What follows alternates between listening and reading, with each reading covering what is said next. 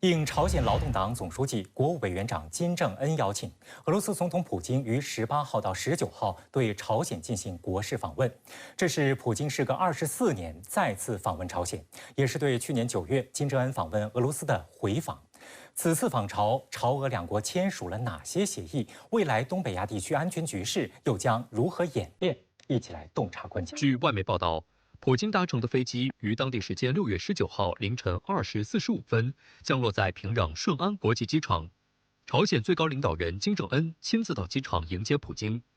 从俄媒发布的视频可以看到，金正恩和普京站在专机旁握手和拥抱。普京称金正恩为同志，对金正恩亲自到机场迎接表示感谢。两人交谈了几分钟后，一起坐车前往普京下榻的旅馆。根据画面可以看到，随行车队共数十辆汽车和摩托车，沿途几乎每隔一个灯柱就可以看到普京的肖像。19号上午，普京抵达平壤金日成广场出席欢迎仪式，广场奏响俄罗斯国歌和朝鲜国歌。两国元首检阅了朝鲜武装部队的陆海空三军仪仗队，朝鲜民众列队放飞气球，对普京的来访表示热烈欢迎。欢迎仪式结束之后，俄朝双方在平壤锦绣山迎宾馆举行大范围会谈和单独会谈，大范围会谈超过1小时。据俄罗斯总统外交政策助理尤里乌沙科夫介绍，在此次访问中，俄方送给金正恩一辆俄产汽车阿鲁斯、一把海军上将短剑和一套茶具。普京收到了一件与普京形象有关的艺术品，包括半身像。在出发之前，6月18号，普京在朝鲜劳动新闻发表了题为俄罗斯和朝鲜民主主义人民共和国跨年代继承的友谊合作传统的署名文章称，朝鲜过去是，现在依然是莫斯科的坚定志同道合伙伴。他还对朝鲜支持俄罗斯在乌克兰的特别军事行动表示感谢。普京表示，尽管朝鲜面临美国的压力、勒索和军事威胁，他依然有效捍卫自身的利益，并称俄朝正在发展多边伙伴关系。外界关注到，普京的文章简要披露了朝俄之间即将签署相关文件的涵盖领域，其中包括双方将发展不受西方控制的贸易和互惠支付体系，共同反对单边非法限制措施，双方将在欧亚大陆建立一个平等不可分割的安全结构等6点。有分析认为，按普京文章中的顺序，经济第一，军事第二，但作为最重要和敏感问题的军事安全合作，实际上可能比公开顺序的位置更高。6月19号下午，普京与金正恩举行时长约2个小时的1对1会谈，并签署了俄朝全面战略伙伴关系条约。此前，普京就表示，俄方已经拟定一份新的基本文件，将成为两国长期关系的基石。И сегодня подготовлен новый фундаментальный документ, который ляжет в основу наших отношений на длительную перспективу. 通过访问呢，俄罗斯必将同朝鲜加大军事合作，希望从朝鲜那里得到更多的军备的供应和支持。从政治意义上来看呢，普京访问朝鲜主要也是两国来共同应对美国的霸权和美国对两国的这个战略打压。按照这个条约的规定呢，两国关系的发展应该是能够在计划的规划的轨道中进行，同时呢也会日益的加深合作，提质升级，也说明这个战略伙伴条约并不是权宜之计，是两国经过深思熟虑的一个战略考虑的成果。根据俄总统助理尤里乌沙科夫之前发布的消息显示，这项协议一旦签署，将取代双方此前缔结的基本文件，包括1961、2000、2001年签署的各项条约。乌沙科夫同时称，该项协议一旦签署，将反映当前全球地缘政治局势以及俄朝双边关系水平。协议将遵循国际法所有基本准则，不具有任何挑衅性，也不直接针对任何第三方。普京在与金正恩结束会谈后表示，俄罗斯与朝鲜签订的全面战略合作协议规定，在协议一方受到侵略时要相互提供援助。按照俄罗斯媒体的披露，普京这次率领的代表团团员包括外交部长拉夫罗夫、第一副总理曼图罗夫、国防部长别洛乌佐夫，以及卫生部长、交通部长、航天局局长、俄罗斯铁路负责人等政经要员。因此，俄朝在人造卫星制造技术方面的合作也是外界关注的焦点。去年9月，金正恩对俄罗斯进行访问，当时，他与普京在俄罗斯东方卫星发射场见面并举行会晤。俄罗斯媒体报道称，金正恩对卫星及运载火箭相关技术尤其感兴趣。当时，普京还盛赞金正恩是太空专家，并表示将在太空技术上帮助朝鲜。近年来，朝鲜致力于成为太空强国，然而卫星技术进展并不顺利。去年5月和8月，朝鲜军事侦察卫星万里镜1号曾2度进行试射，均以失败告终。但在11月21号，朝鲜第3次试射成功了。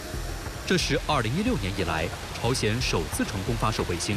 金正恩称这次侦察卫星发射为宝贵的胜利。值得注意的是，此次试射日期原定在10月份，无故推迟了1个月，颇为耐人寻味。分析就称，朝鲜在第2次卫星发射失败后3个月便成功发射军事侦察卫星，很有可能是因为得到了俄罗斯的技术指导。当时也有媒体爆料称，为了解决第2次发射卫星失败的原因，朝鲜国家航空宇宙技术总局的20多名技术人员和科学家被派到俄罗斯接受卫星相关技术教育。从技术层面上看，与前2次发射失败时不同，第3次朝鲜军事侦察卫星成功与火箭分离后进入目标轨道，属于新技术成果。这一次，普京总统的随行人员中也包括俄罗斯国家航天集团总裁，所以卫星领域的合作显然会继续推进的。特别是前不久朝鲜用新的这个发动机发射卫星再次失败，所以也急需俄罗斯提供这方面的帮助。那么实际上我们也要注意到，像韩国早先发射罗老号火箭，它第1级火箭用的也是俄罗斯提供的技术，所以俄罗斯可能也觉得美韩没有必要，或者说没有理由去反对朝俄在这方面的合作。实际上，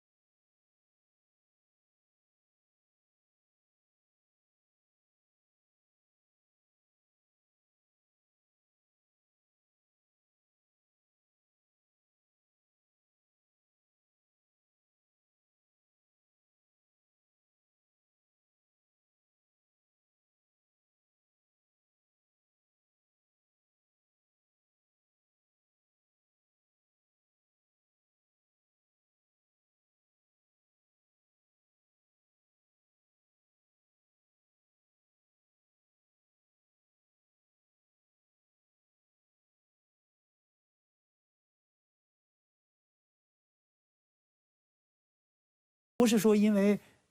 现在一时一事的，哎，咱这个是个长期的。这2句话呢，应该讲呢是曹方的意图，就是要跟这个俄罗斯结成尽可能紧密的准同盟关系。目前在联合国安理会的一系列决议的框架下，那么俄罗斯不会采取颠覆性的这种违规行动，但是呢，它有一些灰色区、擦边球，那它一定会打。因为现在俄罗斯跟朝鲜都在面临这个不仅是制裁，还有一个就是安全压迫、安全威胁。这个时候呢，两方肯定要进行互通有无、互惠互利的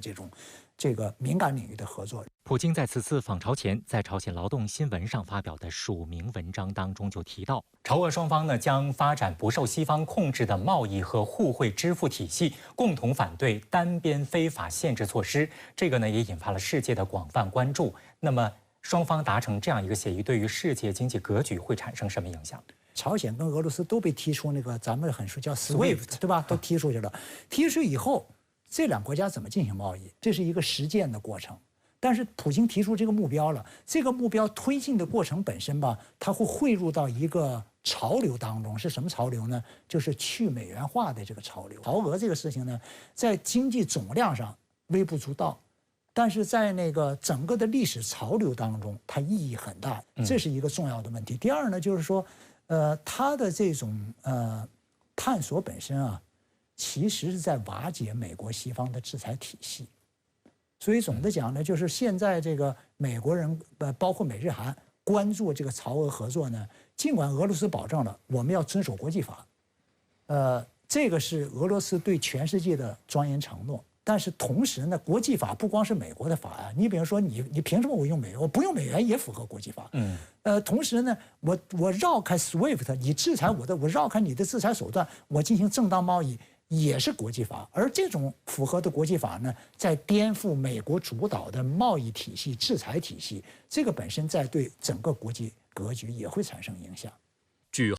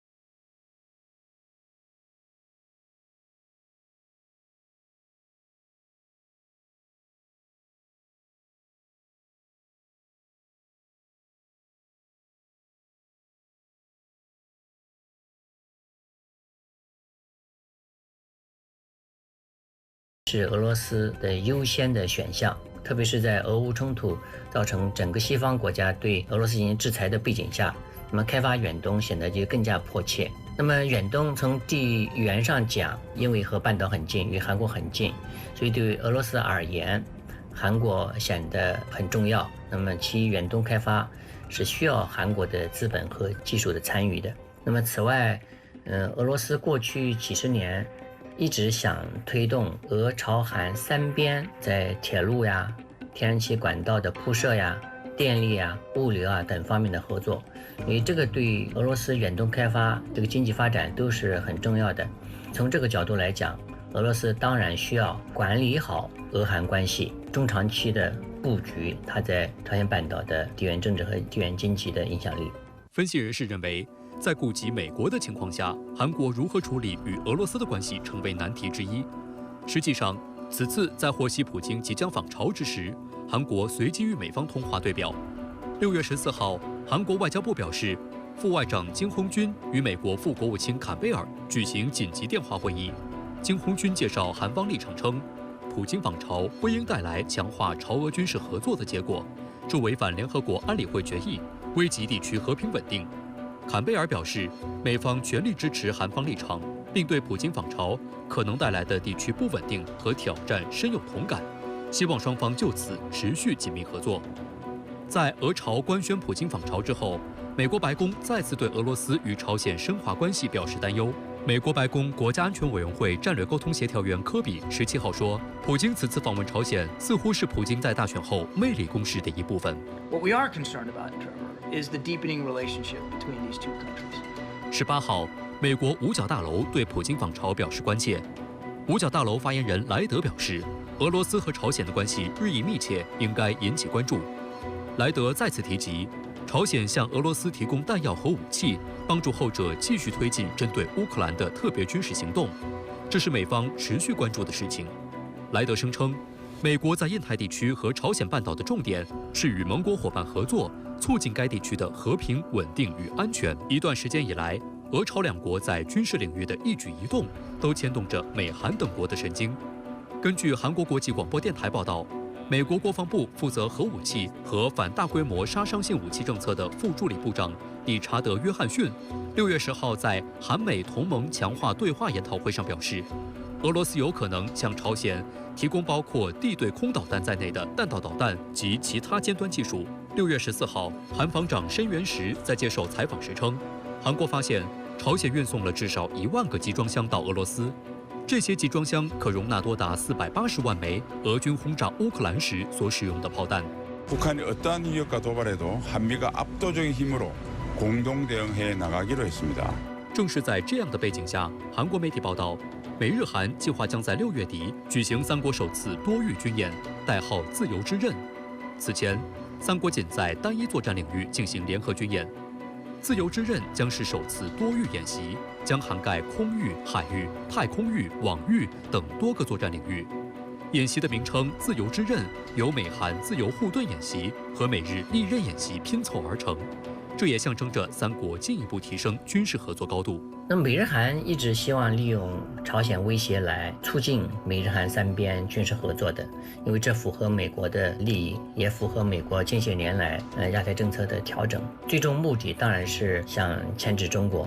现在也慢慢的开始指向了这个俄罗斯。那么东北亚阵营化显然违背全球化的潮流，增加了本地区的这种不稳定的因素，甚至可能是原有的矛盾进一步的激化，进一步的放大，因为这种矛盾也卷入了更多的更强的力量，那么使得矛盾和冲突也更加难以解决。6月5号的时候，普京对外表示高度赞赏韩国不直接向乌克兰提供武器，而且呢，俄罗斯已经准备好了恢复与韩国的关系。那俄罗斯怎么来微妙的来处理与朝鲜与韩国之间的关系？实际上，俄罗斯现在在朝鲜半岛它在努力的构建一个三角关系，就是这个俄朝韩三角关系。如果你俄罗斯要是跟朝鲜构建同盟关系，那就是什么呢？一个分裂对抗的朝鲜半岛，那就一边是火焰，一边是海水，一边是盟友，一边是敌人。但这不是俄罗斯想要的。俄罗斯说，我肯定跟你做战友，但是呢，也不妨碍我跟你的敌人发展伙伴关系。韩国呢，确实在乌克兰问题上是反俄的，但是你俄罗斯什么表态呢？说我们赞赏韩国不向乌克兰直接提供武器的立场，对吧？他能抓住这个，他同美国的不同，我就不把你当敌人了，我把你当朋友，你就能看出他在整个朝鲜半岛的战略勾画当中呢，他是就是完全是围绕自己的核心利益来构建一个对自己利益最大化的格局。我们可以看到一些有趣的现象，就是今年普京这个总统就职典礼的时候，基本上美西方的驻俄大使都没有出席。但是韩国的驻俄大使出席了，而且韩国政府对此解释说，就是我们在这个半岛问题上，特别是朝核问题上，还是一定程度上需要俄罗斯的协助。另外一个就是在经济方面，我们说这个朝鲜跟俄罗斯的这个贸易规模可能是几千万美元级别的，但是俄罗斯跟韩国的这个贸易体量那不是这个量级的。早在2021年的时候，俄韩之间的贸易额已经接近300亿美元。韩国在整个俄罗斯的这个贸易伙伴里面排名第8。当然，这个乌克兰危机爆发之后，双方的贸易额已经腰斩了，但是韩国在整个俄罗斯的贸易伙伴里的排名还上升了，从第8名上升到了第6名。所以我们可以看到，俄罗斯为什么要保持一个相对克制、谨慎的这样一个态度？因为俄韩关系还是维持着一个比较大的回旋空间。我们看到这次普京访问朝鲜的美国方面似乎也非常的着急。咱们来看美国方面的心态。他的心态突出关注的就是这个俄朝的军品合作，会影响到俄乌战场局势。那么军品合作呢，又会影响到这个朝鲜的这个核武器和导弹的这种发展项目。所以说这个呢，就是东西两面都影响。这个是美国关注的重点。但实际上，这个俄罗斯呢已经给了一个很明确的答复，就是俄朝的合作、俄朝的文件呢是要符合国际法的。而这个国际法的解释，当然不能由美国一家来解释。美俄以及呢这个俄韩这个之间交往的时候，他既要同美国斗法，也得同这个韩国呢搞斗智的这个平衡外交。所以总的讲呢，就是目前呢俄朝之间的军品合作，这个肯定势在必行，双方都有利，肯定得干。但是究竟干到什么程度，这里面不仅取决于朝鲜的态度，也取决于俄罗斯的操作技巧。事实上，前韩国驻俄罗斯大使李诗培近日就撰文直言，韩国也需要让美国明白我们能做什么，不能做什么。那张先生，您认为从目前的这个形势来看啊，韩国对于美国方面的态度是一个什么样的一个心态？因为李诗培是文在寅时期的驻俄大使，所以他说出这样的这个论述，其实就代表这个韩国左翼进步势力的这么一个立场。那现在是保守政府执政，现在的这个政府呢，它是实行的对美一边倒的政策。我觉得基本上是后面的3年里边，韩国的主要的外交政策里边的大方向会跟美国保持一致。假如会出现就是现在的立场发生变化的话，那基本上也是有可能是因为美国政府换届，然后美国的政策发生变化，那么韩国才会跟着变。目前尹锡悦政府他推行的这种非常清晰的强调韩美同盟优先性的做法，其实对于韩国来说是一个自缚手脚的一种外交姿态。因为你一旦把韩美同盟当做一个基石之后，其实你的这个对华外交和对俄外交都受到了很大的一个牵制，你没法完全按照韩国自身的国家利益去界定这个俄韩之间的一种关系模式。实际上，自今年以来，半岛形势持续紧张，朝韩对立加剧。韩国总统尹锡悦在2024年新年致辞当中表示，将从源头上封锁朝鲜的核岛威胁。朝鲜最高领导人金正恩也将韩国从同胞重新定性为敌人。半岛局势紧张，下一步将走向何方？背后又有哪些势力角逐呢？一起来洞察关键。据美联社报道，韩国军方18号表示，大约20到30名朝鲜士兵在位于军事分界线以北的朝方一侧进行施工作业，他们短暂越过了军事分界线。在韩国士兵发出警告广播并鸣枪示警后，朝鲜士兵撤退。此后，韩国军方没有发现可疑活动。韩国方面呢，可能考虑也是垃圾这个跟扩音广播这个双边的这个紧张度比较高，但是可能周边国家也担心嘛。美国已经公开说过了，这个尽量这个克制，还有这个角度不要升级这个紧张的局势。当时呢9号发生的事情呢，应该是尹锡悦出国的关系因为之前的这个紧张度尽量降低。然后呢，这个第2次嘛，同样情况，韩方这个军方尽量低调处理。除了朝鲜军人越界事件，近期朝韩打了气球战、广播战，摩擦不时出现。韩国国会行政安全委员会日前公布，从5月28号至6月10号，韩国全境共778处发现了朝鲜空飘的垃圾气球。据韩方推测，朝鲜分4批共投放了1600多个气球，气球内多为废纸、废电池、塑料等垃圾，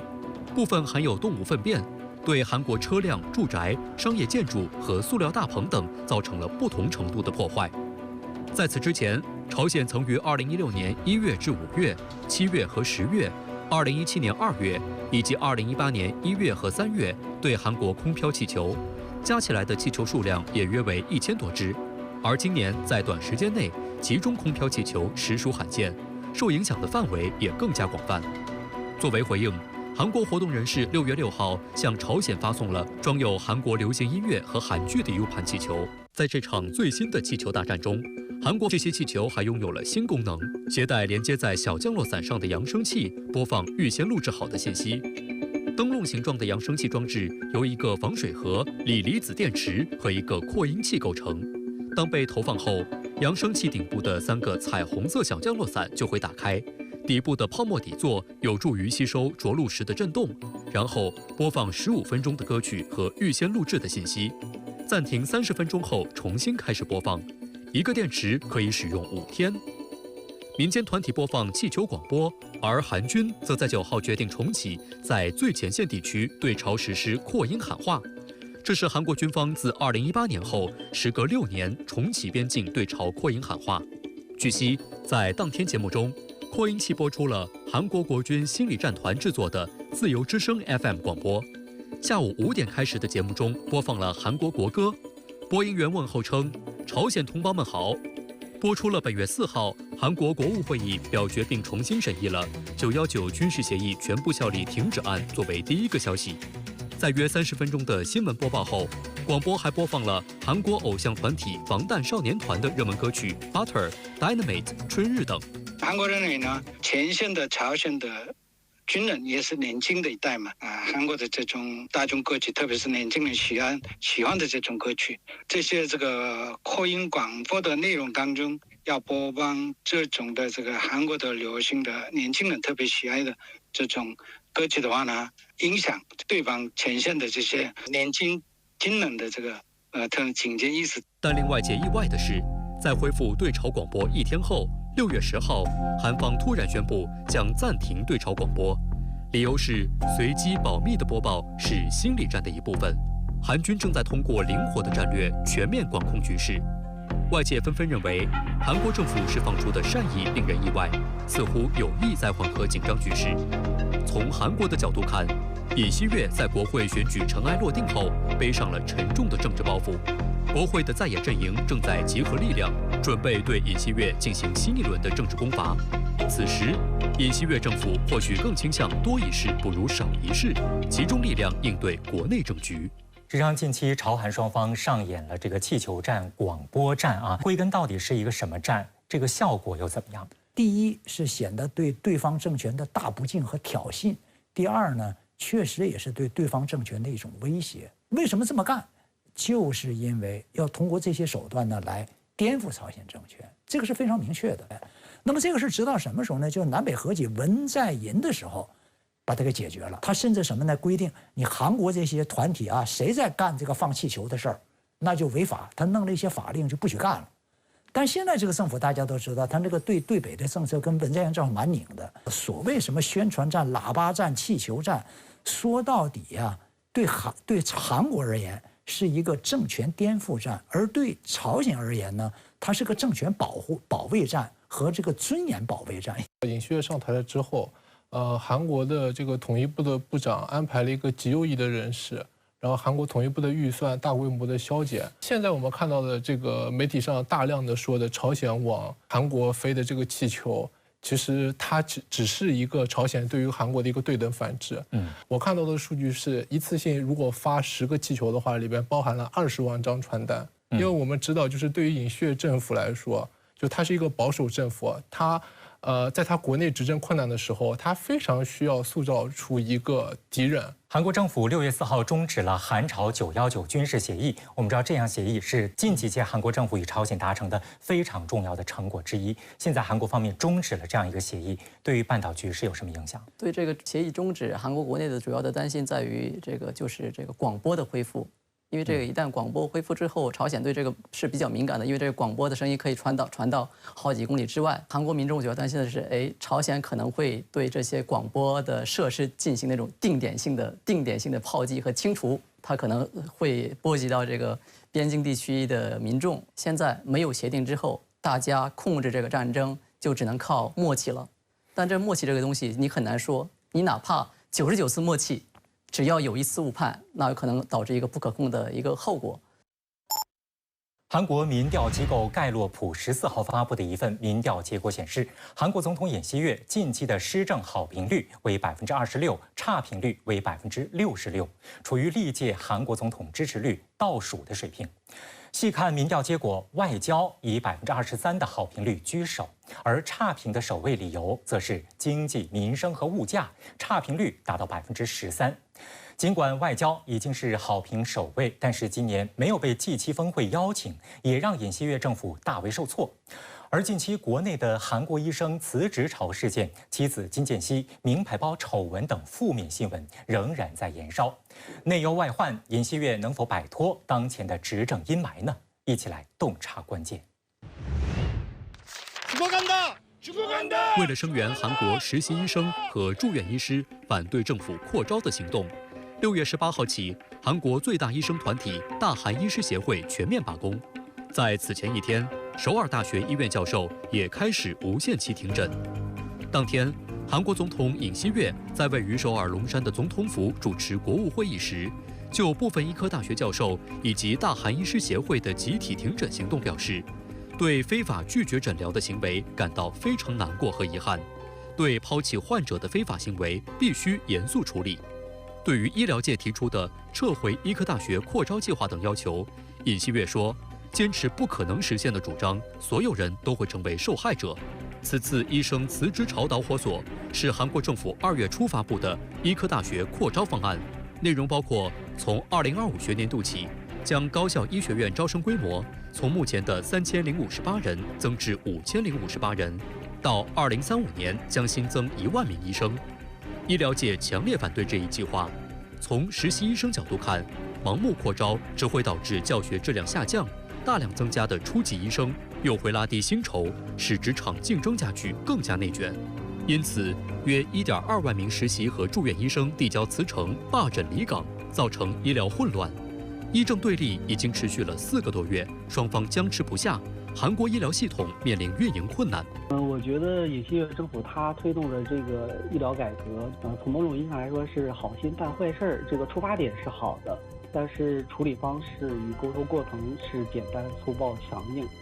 最终导致医学界跟政府呢是硬碰硬，僵持不下，导致他的这个内政外交的处理更加捉襟见肘，那么也会造成更重要的国政被遮蔽，会处于一种剪不断理还乱的状态。6月15号，尹锡悦结束了中亚3国访问行程，返回韩国。不过，舆论更多关注的是13号。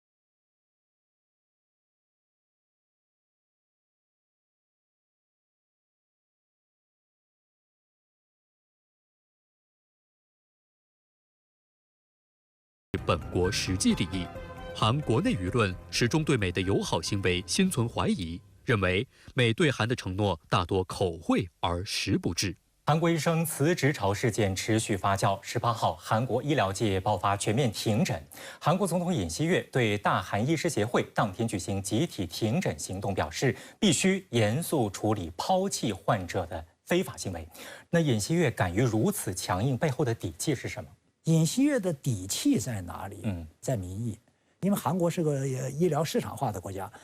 对医疗的需求。它是在不断膨胀的。你别看韩国现在人口减少，但是人均医疗需求在上升，而它的那个医生的供给量呢，基本上是固定的。所以从大的宏观情况是，韩国的这个紧供给的这个局面啊越来越突出，老百姓呢就有不满。尤其是韩国，它有一个这个城乡，对，特别是首都，就是大首尔地区的医疗供给水平和那个这个农村地区那个又不一样。这个事情最后会如何收场？我想就是一种妥协，就是一方面呢，尹锡悦第一道行政令的处罚呢，如果真要100%落实下来的话，那可能引起更大的问题，他可能会做一些让步。同样道理呢，医生也不可能把自己全部的要求付诸实现，而这个妥协多少呢，又归根到底取决于民意。也就是说，尹锡悦倚仗的是民意，但实际上呢，他受制约最强的也是民意。这个医疗改革这个事儿，其实越到后面，对他的民意是一个反噬的作用，因为民众到后面就越来越发现，这个其实并不是医生有多坏，而是政府本身在这个事情的推动过程当中有很多问题。比如说，这个政府推这个事，他有没有跟这个医生团队充分的沟通过？因为医生团队的一个普遍的抱怨就是说，你跟我就开过2次会就决定这个事儿，这样合理吗？尹锡悦政府在整个执政过程里边受到的最大的诟病，其实也是沟通不足。他不仅这个就是执政党和在野党之间的沟通不足，而且尹锡悦本人和他的执政党其他这种团队之间的沟通也是不足。就尹锡悦总是给人感觉就是他就龟缩在这几个小的核心团队里边。民调机构韩国盖洛普14号发布的一份民调结果显示，韩国总统尹锡悦的施政好评率是26%，差评率达到了66%。执政2年来，尹锡悦的支持率为什么是一路下探走低？他从一开始民调就要低，到现在呢一直在低开低走。根本性的原因就是你上台之后吧，你的这种施政的效果不太好，尤其是目前韩国已经公众高度关注的经济形势、民生条件，甚至比原来还不好。那么这恐怕就是一个问题了。前段时间他在这个菜市场那个大葱价格事件，引发了很多韩国民众的愤怒啊。是。那您觉得他确实是不了解民生吗？第一呢，就是尹锡悦自己确实不是一个老道的政客，就是你不煮家务，然后你不知道外面菜价的时候，你搁那乱发评论。还有一个是什么呢？这个细微的一个案例呢，反映出他的认知跟实际现状它是有差距的。张先生，韩国民众对于他有什么观感？我在2017年、2018年的时候，在韩国一般的那些食品的那些物价，跟现在在首尔的那些物价基本上已经翻了。所以我觉得，就是从普通的老百姓的体感上，我有很多朋友都跟我说，其实工资没有涨，但是物价翻了1倍。那样的情况下，他们没有办法对尹锡悦做出好的评价。他一直在推动其实是对华的强硬政策，他希望在供应链上面跟中国脱钩去风险。所以在这样的情况下呢，他原来以为可以在短期之内，比如说找到在供应链里边，在原材料上面，就是排除掉中国，可以在越南或者在中亚，在别的地方可以找到矿产资源，也可以在别的地方找到更好的市场来替代中国。但实际上2年里边，我们看到并没有成功。6月13号到15号啊，在意大利举行的 G7 国家峰会。那韩国没有被邀请，对 G7 国家来说，韩国究竟是一个什么角色？至少现在这个美国呢，并没有把韩国作为一个